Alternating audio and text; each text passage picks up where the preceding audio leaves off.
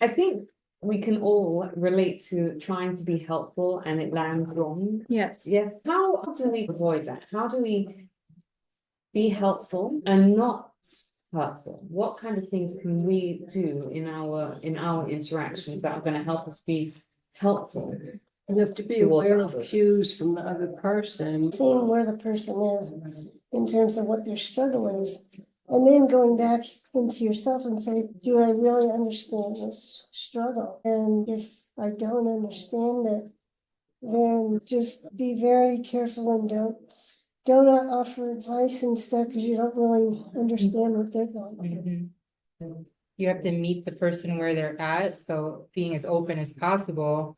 And like, even with my husband and myself, you know, if I need to tell him something, he'll sometimes say in a very open way, do you want me to listen? Or do you want me to help you with like Yeah. offering some suggestions? We're actually going to look at something that is, I think, somewhat similar to some of the things that we've kind of said, but actually it's something different.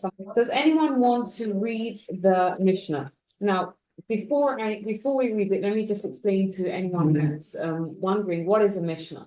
The Mishna is part of the oral Torah. The Torah was given in two parts: the written law and the oral law at the same time was given, but it was given orally. At a certain time in history, the rabbis were afraid that they were in danger of the oral law being corrupted and lost, and therefore they redacted it into what's called the Mishnah. Right now, what we're learning right now is Pirkei Avot, which is a certain part of the Mishnah, which deals with ethics and values. Rabbi Shimon ben Elazar used to say, do not appease your friend at the time of his anger. Do not comfort him while his debt lies before him. Do not ask him about his vow the moment he makes it, and do not endeavor to see him at the time of his degradation. Shmuel HaKatan would say, when your enemy falls, do not rejoice. When he stumbles, let your heart not be gladdened, lest God see, and it will be displeasing in his eyes, and he will turn his wrath from him to you. Thank you. So when we kind of look at the first Mishnah, right, the first paragraph, what's a theme that sort of comes up? Don't jump in. Don't jump in. Well, timing is very important. Line two. Yes, Like the analogy of a toddler, when like a toddler is having a temper tantrum, it's never the time to be like, settle down, like quiet, like let's talk this through. It's like, no, wait until the temper tantrum's over, until there's more of a rational mind that can actually prepare to listen, or that's ready to listen. Yeah, because you gave us a beautiful analogy for anger, right? So what's the danger of trying to appease someone when they're in the heat of their anger? They don't want to be appeased right then. They want to let it out. It's a power struggle. It's like, you're gonna keep doing this. They're gonna get more angry and you're gonna get louder, so So what I'm hearing from you say is that it's going to escalate the situation, Yeah. right? Sometimes if someone's angry, and even I know this when I'm angry, people want to vent and they want someone. They don't necessarily angry at that person, but they might be, but they still feel like they have to tell the person why they're angry. So in order for them to let out what they're trying to say, they need that person to listen and just listen and nothing else. What to do instead, right? Because if you listen to the words of the Mishnah, it says, do not appease your friend at the time of his anger. It doesn't say ignore your friends, or whatever, but don't appease them, right? Someone's spitting mad is not the time to tell them, oh, but look at the silver lining.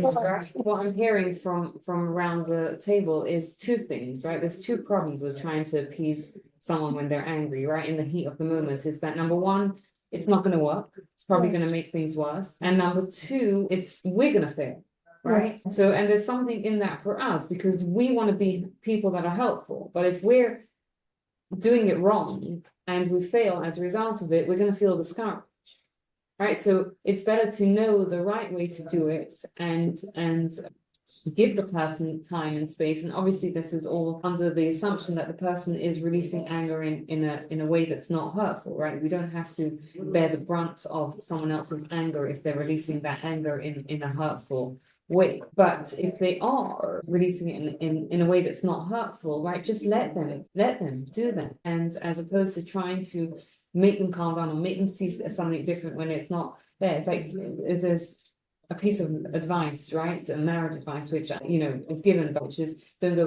to bed angry. Which, if you think about it, is counterproductive. Because what are you asking people to do is you're both probably overtired at this point. You're in the heat of the moment, right? Like, put the pressure to solve it as opposed to go take a good night's sleep, come back when you're rested and your anger's like calm down a bit, and then try and appease each other and try and solve for the situation. Any thoughts? Any comments? I had a question. Yes, Sharon. What if you're the person in the room and you're not following this rubric here of like how to listen to the person's anger, and you kind of overstepped, but now it's like your action kind of caused the other person to sin in a way, because now they're lashing out at you, and so they're saying bad, nasty things to you, the recipient, but it's only been triggered by you kind of pushing them. So like, who's at fault there? Like, who bears the brunt in terms of, like, does that person who was angry at the beginning now have to apologize to you? So this is maybe my unpopular opinion, but I think we each have to Bear responsibility for yourself. fights rarely happen in a vacuum where one Sure. person is fully in the right and the other person is fully in the wrong, right? And we each have to take ownership for our part of it, which means that we're both responsible and not responsible, right? If I said something that I'm responsible, and let's say the thing that I said was wrong, right? Not, let's say I didn't know that I was going to say something and you had whatever, I was going to trigger you in some way, right? Let's say what I said was, an outsider who's walking past will say, oh, that was a silly thing to say.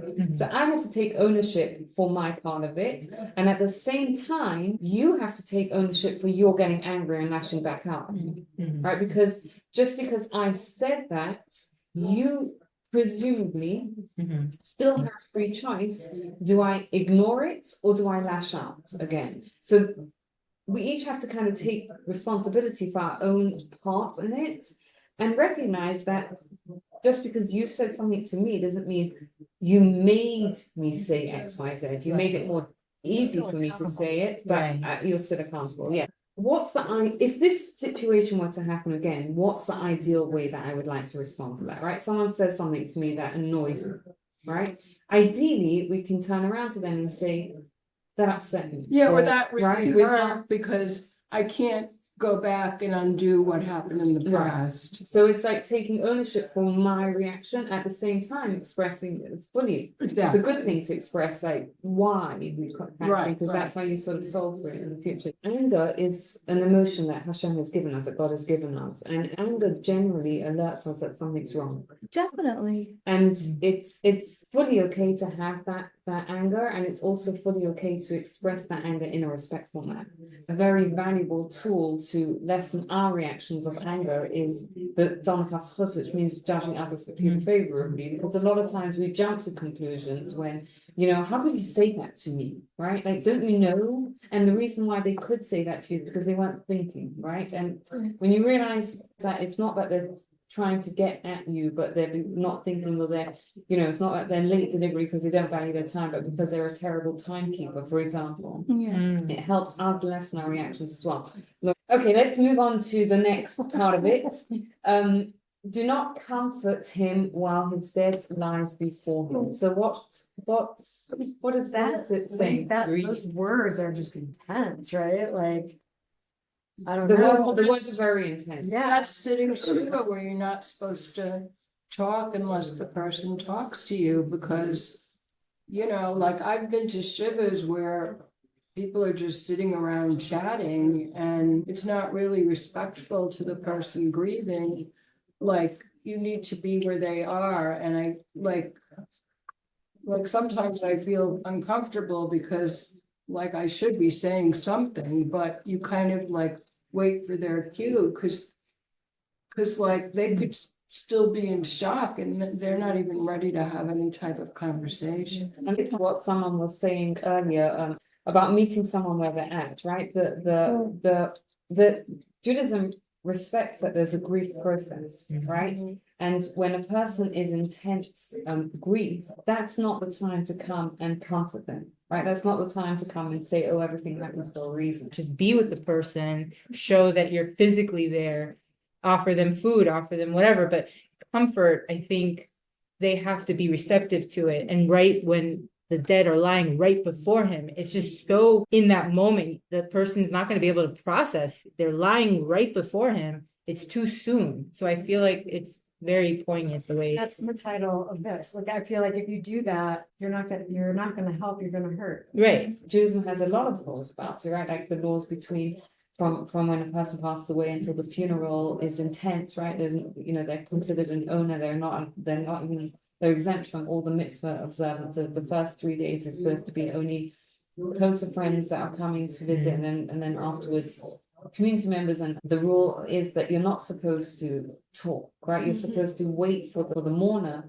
to open conversation, right? So you can understand what does this person need from me right now. Maybe they just need me to sit quiet, right? Maybe they don't need to hear all these things. Maybe they want to talk, right? But we're allowing the mourner to show us kind of what they need from us. Next one. Do not ask him about his vow the moment he makes it. So in Jewish law, a vow is a very serious thing, right? When you make a promise about doing something, it's a very serious thing. What are we supposed to do if you hear someone make a vow and you know that they are never going to keep that, or you're pretty sure they're not going to keep it? I would speak up and say something like, are you sure you want to do this right now? But it's saying we can't do that. Do not ask him about his vow the moment he makes it. So what do you think is going to happen if you ask, just think about, let's put ourselves in the other person's psyche. They're like, yeah, I'm not going to drink coffee for the next 30 days. And someone turns around and says, you sure that's a good idea? What am I Then they're going to do? gonna be even more adamant. Yeah. Yeah, I'm going to dig my heels and then be like, of course, I'm not going to do it, Yeah. right? Like, why are you doubting me? Yeah. There's an interesting story that Rabbi Shlomo Freifeld, he was a rabbi of yeshiva in New York. So once one of his students came to him and he said, Rabbi, I'm going to start the Daf Yomi program. What's the Daf Yomi program? It's a program where they learn 1 page of Talmud 7.5 years. It's a very big commitment. Huge. Right? Yeah. And here's a guy who's in yeshiva, which means he's studying full time. So Rabbi Shlomo Freifeld listened to him and says, okay. And a month later, this kid comes back to Rabbi Freifeld and he says to him, it's impossible. I can't do it. So Rabbi Freifeld says, of course, it's not, Daf Yomi is not a program for a kid who's studying in yeshiva. Like that's it's not feasible. Yeah. So he says to him, Rebbe, why didn't you tell me that a month ago when I came to you? So he says, a month ago when you came to me, you didn't come asking for my advice. You came because you were gung-ho that you were going to do this. It wasn't the right time to turn around. There might be a time to turn around and ask someone, are you sure that's a good idea?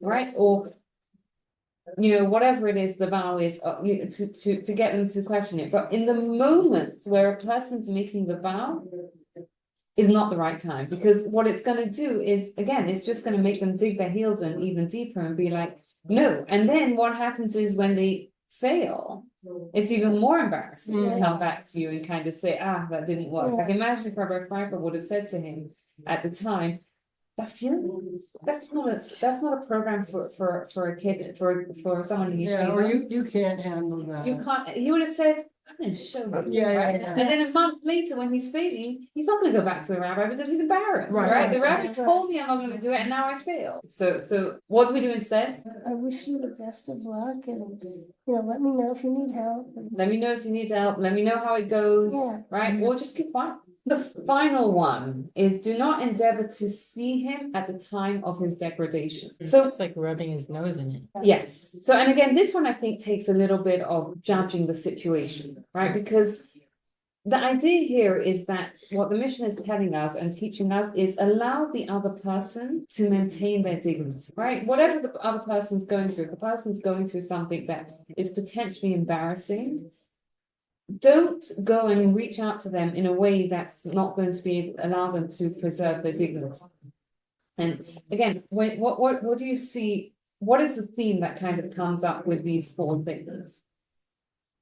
And there's more than one right Respect answer. for the other person. Respect for the other person, yeah. Timing.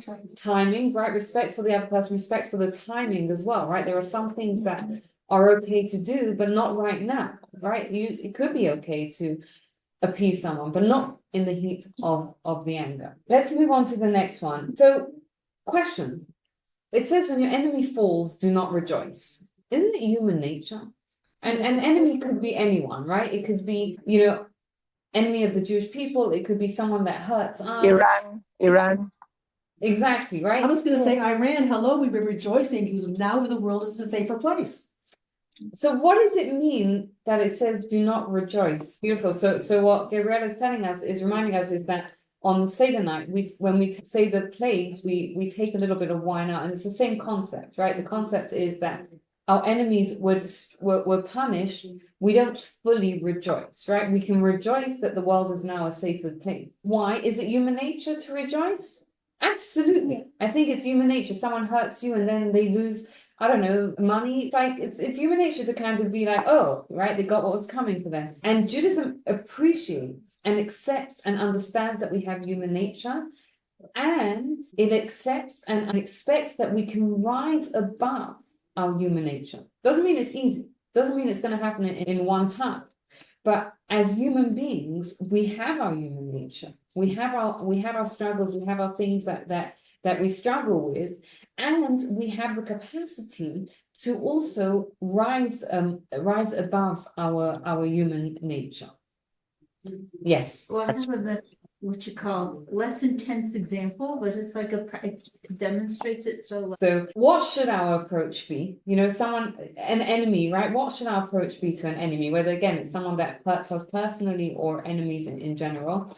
So I'm gonna share with a story from the Talmud. Rav Meir once there was a group of unsavory people in his neighborhood, and he started to pray that they would be destroyed. And his wife turned around to him and said, "Don't pray that they be destroyed. Pray that their wickedness is destroyed." Because again, as human beings, we have the capacity to change, to repair, to become better.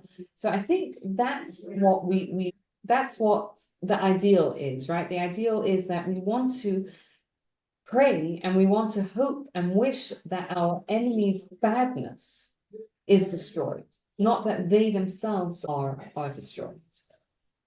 Say that again. Say that again. Not the enemies are destroyed, but The wickedness of them, the badness of them. So I want to throw open a question. We discussed a lot of different things this evening. What's one thing that we can one takeaway that you can take away that you can apply in your relationships? don't give unsolicited advice, because I love to give a lot of advice. Wait to give advice before you ask. Beautiful. What's something that you can take away to enhance your relationships from what we learned? Be more sensitive. Don't act, Where they are. Act too quickly. Oh, okay. Mhm. Pause. Don't act too quickly. And as Naomi said, Being respectful of the other person's journey, the other person's situation.